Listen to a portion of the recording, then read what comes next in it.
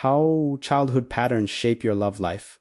Your love life didn't begin with your first crush, your first relationship, or your first heartbreak. It began much earlier, long before you had words for what you were feeling. It began in the environment where your nervous system learned what connection feels like. As a child, you weren't consciously studying love. You were absorbing it through tone of voice, through presence or absence, through how conflict was handled, through how needs were responded to or ignored. Your body was learning what to expect from closeness. If love was consistent, safe, and emotionally responsive, your system learned that connection feels calm, that being close doesn't require vigilance, that your needs won't cost you love. But if love was unpredictable, conditional, or emotionally unavailable, your system learned a very different lesson. It learned to stay alert. Maybe you grew up in a home where emotions weren't welcomed, where being too sensitive was criticized, where you've learned early to swallow your feelings and not make things harder for anyone else. So it became low maintenance,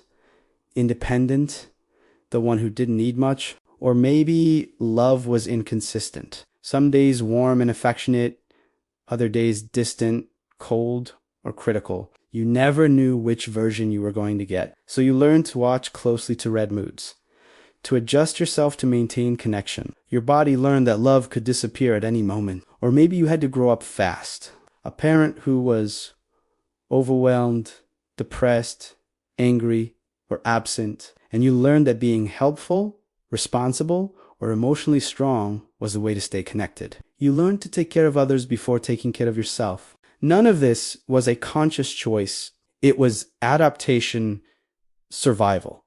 Your nervous system did exactly what it needed to do to stay attached in the environment you were given. But those adaptations didn't disappear when you became an adult. They followed you. Now, in relationships, you might find yourself overgiving, overfunctioning, doing more emotional labor than your partner. You might struggle to ask for what you need or feel guilty when you do. You might stay too long in situations that drain you, telling yourself you're just being patient or understanding. And when someone treats you well, when they're consistent, emotionally available, and kind without conditions, something in you might feel uneasy, suspicious, like it's only a matter of time before it changes. This is how childhood patterns quietly shape your love life. Your nervous system doesn't choose what's healthiest.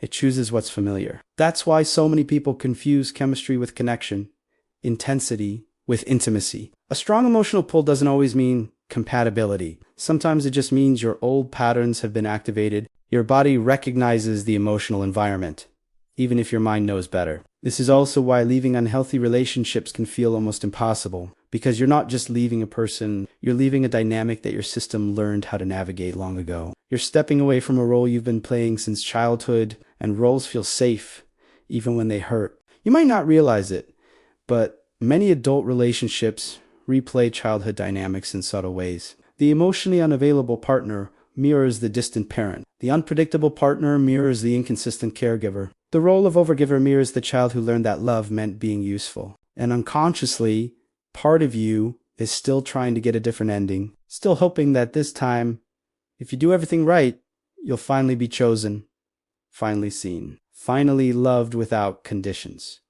But here's the painful truth. You cannot heal a childhood wound by recreating it. No amount of patience, sacrifice, or self-abandonment will turn emotional unavailability into safety. And staying doesn't rewrite the past. It just reinforces the belief that your needs are too much. Healing begins when you stop judging yourself for your patterns and start understanding them. Nothing is wrong with you. The way you love makes sense when you understand where it came from. Your nervous system learned these patterns before you had any power to choose differently. It learned them to protect you, to keep you connected, to help you survive emotionally. But what protected you then may be hurting you now. The hardest part of healing is that healthy love can feel unfamiliar at first.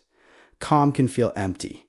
Consistency can feel suspicious. Being treated well can trigger anxiety instead of relief. Because calm didn't mean safe in your childhood. Calm often meant waiting for something to go wrong. So healing isn't just about choosing better partners. It's about retraining your nervous system to tolerate safety, to sit with peace without searching for problems, to allow yourself to receive without earning. This takes time. and compassion. You'll catch yourself wanting to over-explain, over-give, prove your worth, and instead of shaming yourself, you pause. You remind yourself that this urge belongs to an older version of you, a younger version who had to work for love. You begin asking different questions. Not what's wrong with me, but what did I learn about love? Not why do I always end up here, but what feels familiar about this dynamic? And slowly, things shift. You start noticing red flags sooner. You start leaving situations that once kept you stuck. You start choosing people who feel steady, even when it feels strange at first. You realize that real love doesn't require you to disappear. It doesn't ask you to be smaller, quieter, or easier to keep. It doesn't make you anxious or confused or constantly on edge. Real love feels safe in the body. And the more you choose that, the more your system rewires. Calm starts to feel grounding instead of boring. Consistency starts to feel comforting instead of suspicious. Being seen starts to feel normal instead of overwhelming. You begin to understand that the patterns shaping your love life were never a personal failure. They were learned responses to the environment you grew up in. And now, you get to choose differently. Not because you were wrong before, but because you deserve better now. If this resonated, what I'm covering next will connect everything together. Because once you understand these patterns, the next step is learning how trauma bonds form and why they're so hard to break.